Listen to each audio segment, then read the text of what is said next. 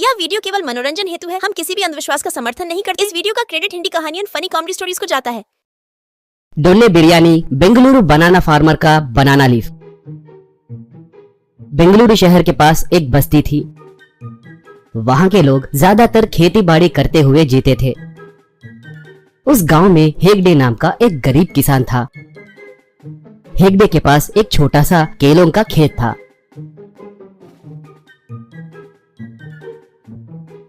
वहां पर उगे केलों को एक बैलगाड़ी में ले जाकर उसे बेंगलुरु मार्केट में बेचता था। उसके साथ साथ केले के पत्तों को भी होटलों में बेचता था। हेगडे को पत्नी और रामकृष्णा नाम का एक बेटा था।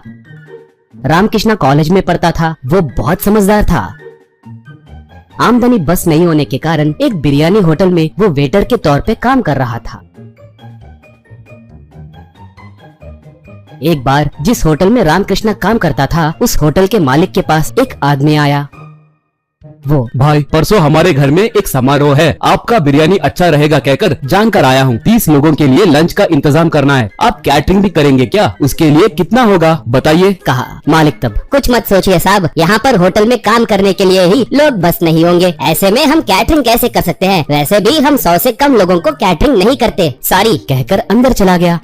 इस बात से वो आदमी निराश होकर जाने लगा तो रामकृष्णा उसे रोकते हुए, सर रुकिए, कहा। वो रुका। रामकृष्णा तब, साहब अगर आप हाँ कहे तो वो कैटरिंग मैं करूँगा। मुझे डुन्ने बिरयानी बनाना अच्छे से आता है। आपको पहले पैसे देने की भी जरूरत नहीं है, काम होने के बाद ही पैसे दीजिए, कहा। वो आदमी खुशी से अपना विजिटिंग कार्ड उसे देते हुए, थैंक्स, 30 बिरयानी परसों 12 बजे के अंदर इस एड्रेस के पास लाकर दे दो, कहकर चला गया। अच्छा ग्राहक मिलते देखकर रामकृष्णा बहुत खुश हुआ।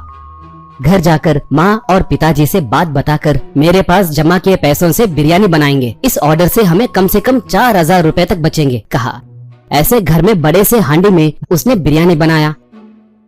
उसे सर पे रखकर निकलने लगा तो तभी उसे फोन आया। बिरयानी ऑर्डर देने वाला आदमी, हेलो, रामकृष्णा जी हैं क्या? सॉरी जी, थोड़ी देर पहले ही मेरे पिताजी हार्ट अटैक से चल बसे, इसलिए हमने समारोह रद्द किया। ये बात आपको बताने के लिए फोन किया, कहकर फोन रख दिया। अब रामकृष्णा को क्या करना है कुछ समझ नहीं आया।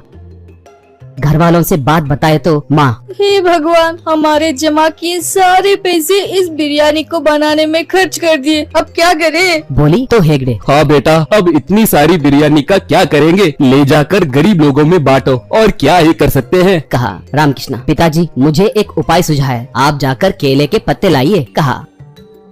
पिता पत्ते लाकर दिया तो वो उन्हें लेकर निकला। गांव में चौपाल के पास आकर उस हांडी को वहां पर रखकर केलों के पत्तों से बिरयानी पैक किया। बाद में, आइए भाई आइए, बेंगलुरु डोने बिरयानी, स्वादिष्ट बेंगलुरु डोने बिरयानी आज ही शुरू किए हैं, इसलिए आप सबको मुफ्त मुफ्त मुफ्त कहकर पुकारने लगा। ये देखकर थोड़े लोग वहां पर आए लोगों को रामकृष्णा बिरयानी देने लगा। वो खाने के बाद लोगों को उसका स्वाद बहुत पसंद आया। ऐसे थोड़ी देर के बाद पूरी हांडी खाली हो गई। एक आदमी तब, भाई डुन्ने बिरयानी बहुत स्वादिष्ट है, तुम कल भी आओगे क्या? एक और, स्वाद के साथ साथ दाम भी कम है, बिरयानी के रखने से इस मोहल्ले में अलग रौनक आई है, कहा। ऐसे रामकृष्णा आए दिन वहां पर डुन्ने बिरयानी बेचते हुए बहुत बिजी हो गया।